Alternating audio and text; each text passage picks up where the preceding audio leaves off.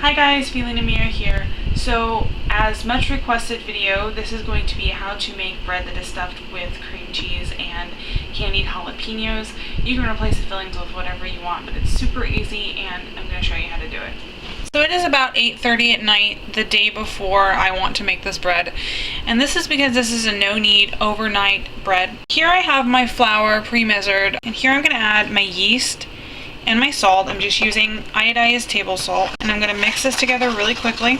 Here I have my water. It's just cool water out of the tap. For the exact measurements for this recipe, visit my website. It'll all be there, links in the description.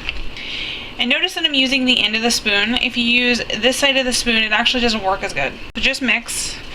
At first you're going to think not enough water. You're going to think I'm crazy. Keep mixing. Make sure when you're mixing to get it all around the sides of the bowl. You want to get all that flour incorporated. Now it's pretty well incorporated, but I want to keep going. I want to get all the flour off the bottom and the sides of the bowl if I can. And you just want to mix it until you don't see any big lumps of flour in the big ball of dough. Then after only a minute or two of mixing, you're going to notice that you have a very sticky dough. Now you're going to think too much water. This is perfect. This is exactly how you want it. Get a big piece of saran wrap or cling film. Do it rather tightly and then push down in the middle so it kind of dips in. And then seal around all the edges. And that is it. Now I'm going to let this sit on the countertop for 8 to 12 hours for best results. I usually go around 14 or 16. My room temperature is about 75 to 79 degrees.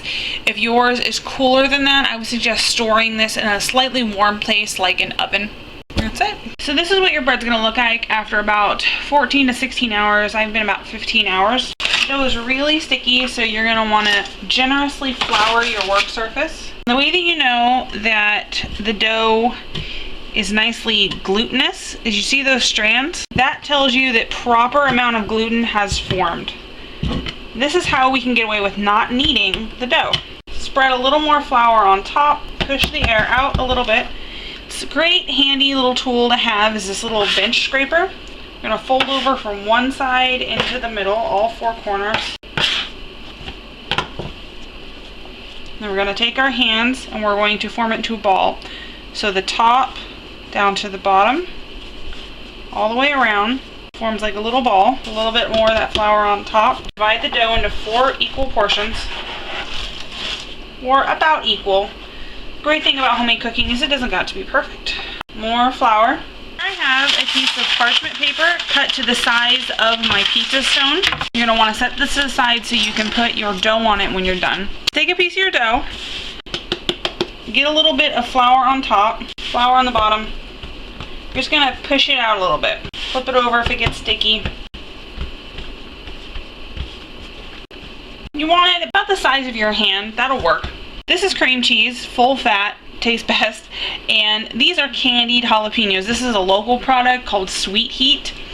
I like these, but you can use the candied jalapenos that you find in the tins or just regular pickled jalapenos. That's typically what you would find if you bought these in like a Mexican bakery. Put about an ounce of cream cheese. I just cut a block of cream cheese up according to the lines on the package, and I cut each one of those in half so you get that much coverage. And then I'm going to be a little generous with the jalapenos because they're tasty. Now what you're going to want to do,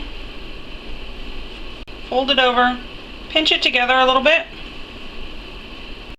If it's not sticking, you can use a little bit of water. Seam side down, make sure it's folded. Carefully put them onto our baking sheet. So that's about what you want them to look like. Let's do another one. Generously flour the board. Shake off excess, look and see that, yeah, it's about the right size. Doesn't gotta be perfect. Again, cream cheese. Jalapenos. If you find it easier, you can fold the end in first. And place it on your tray and repeat until all 4 or 6 pieces are done. And there you go, all 4 of them are completed. See how pretty they are? Now I'm gonna take a flour sack cloth or towel. Any lint-free towel will work. You want to make sure that you touch the tops and they're not sticky. If they are, A little bit of flour on top will work. Mine are not. I'm gonna set a timer for 90 minutes. I'm gonna come back and then I'm going to preheat the oven for 30 minutes. In total, my bread will rise for 2 hours or 120 minutes. After the initial 90 minutes, put a pizza stone in your oven and preheat it to 450 degrees Fahrenheit for 30 minutes. So now we need to make the egg wash to go on the outside. This is optional. You don't have to use it if you don't want to. I've got 1 tablespoon of just regular water. I'm adding 1 whole large egg. Just beat that up.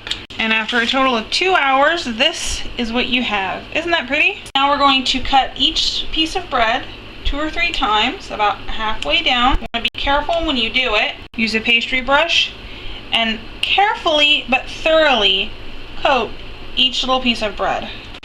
And then, optional but pretty, after you've got your egg on, sprinkle the tops with sesame seeds. Now we're going to put them in an oven for about 20 to 25 minutes. Mine takes 22. After 20 minutes, you're going to want to look at them and see if they're nicely golden brown, and if you tap on them, they should sound semi-hollow. And after about 23, 24 minutes, here's what you have. They rise considerably. They are gorgeous. When you tap on them, they sound a little hollow. Transfer them to a wire cooling rack for at least 20 minutes. I know it's going to be difficult. Resist the urge to bite in them straight away. And here you are, guys. After 20 minutes of resting, I have cut it in half so that you can see the deliciousness that is the filling in this bread. So if you want the detailed recipe and all the measurements, please go to my website, www.feelingneweird.com. Thanks, guys. Have a wonderful day. Bye.